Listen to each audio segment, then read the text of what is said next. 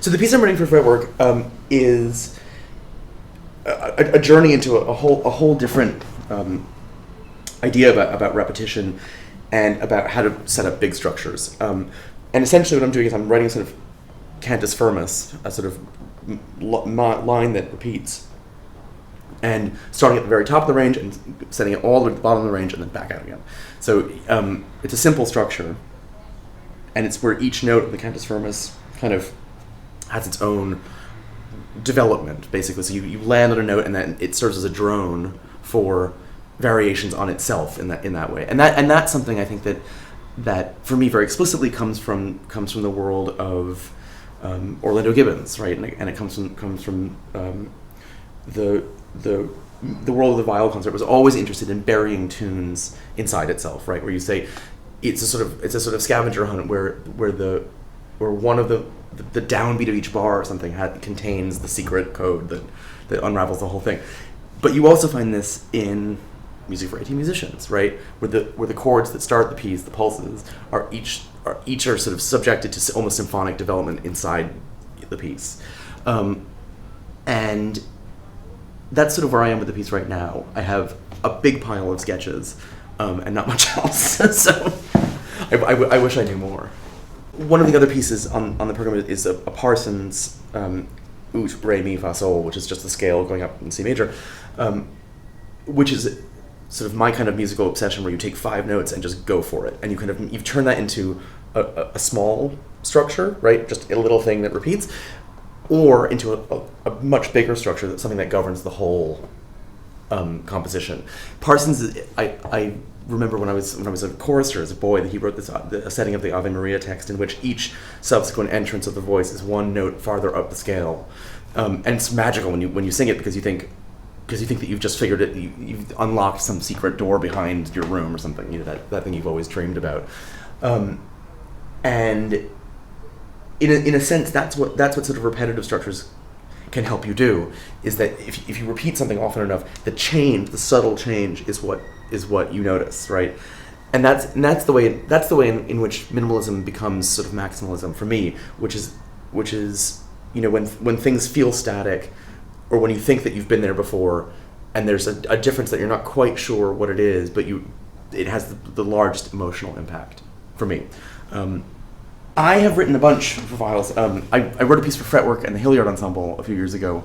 I've written a small pile of things for solo, viola da gamba.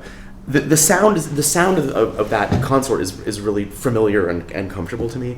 And one of the things that makes me so happy about it is that a lot of the times, half of what I find myself doing is trying to trick modern players into sounding like viols. And I remember I had my first rehearsal with Fretwork a couple of years ago, and I just thought, it felt like I'd finally met people who were doing what I wanted. because in a sense,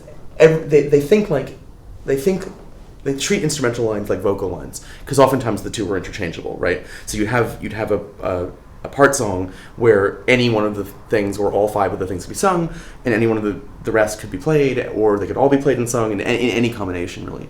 And so the sense of how you use the bow is related to the phrase, which is related to the text.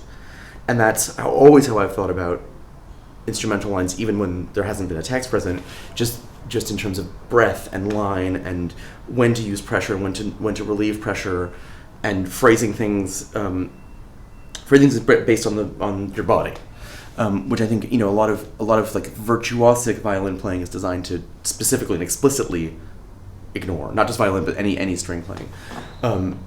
So the sound of the concert of 5 of these things, or 6 of these things, is so thrilling. It's like it gives me a buzz. The virtuosity that's needed to play a lot of early minimal pieces, and by that I'm thinking about the sort of early Glas and early Reich, is that what you're being asked to do is create a consistent sound over a long period of time, which is not something that if you look at the sort of sound wave of, for instance, symphonic music, it's meant to be kind of a little small and then big and then thing and then big waves, where it's not this kind of repetitive thing where you're being asked by hand to cut 100 things exactly the same size, and that's what's kind of what's kind of fascinating about it now is I feel like there's a generation of people my age and younger who really have grown up on that kind of music making, and it doesn't drive them crazy anymore. But you can hear horror stories about people, well, even a couple of years ago, I was conducting bits of Einstein on the Beach in France, and the violin player literally couldn't believe that it was physically possible, despite the fact that there's like 8 commercial recordings of it. She would not have it. So I thought, well, this is worth thinking about. It's she's like, but it's just scales over and over and over again. I thought, I know, I can't wait. See you at the show. What I like again about the sort of early minimal work is that to listen to it is to participate in the structural content of it, right? As you're listening to it, you're not thinking, what's happening to the princess right now, as you would be in Tchaikovsky, right? Or you're not thinking, you're not trying to sort of create a cinematic narrative, as most romantic music would have you do. Instead, you think, oh, he's just added that to that, this little thing. It's just 1 + 1 + 1. Right, and then you think, okay, got that, and then you start building it up in your own head. So eventually, you sort of even as a lay listener, even as a deeply committed listener, it still happens. I think that's so cool because you feel kind of implicated in what's going on.